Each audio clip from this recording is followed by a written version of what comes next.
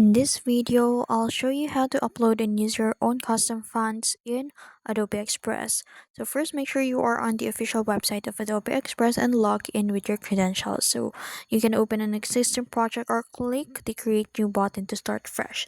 Since I already created a project in here, so now on the left navigation bar, navigate the text section, and then you will see here different types of text templates, and then you can also click the add your templates in here, and then so customize your text.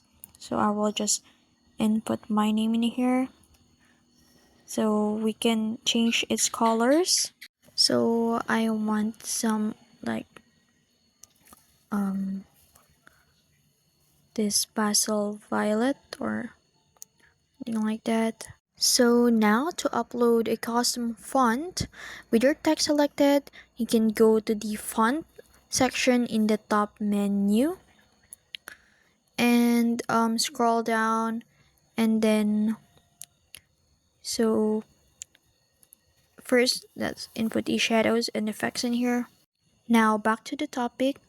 So click the fonts, and then you will see there the upload.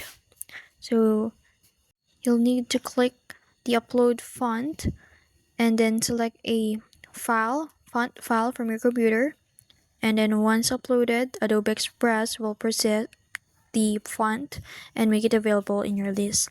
And then so after the upload is complete, assumingly, find your font in the your font sections and then click on it, and your text will update instantly.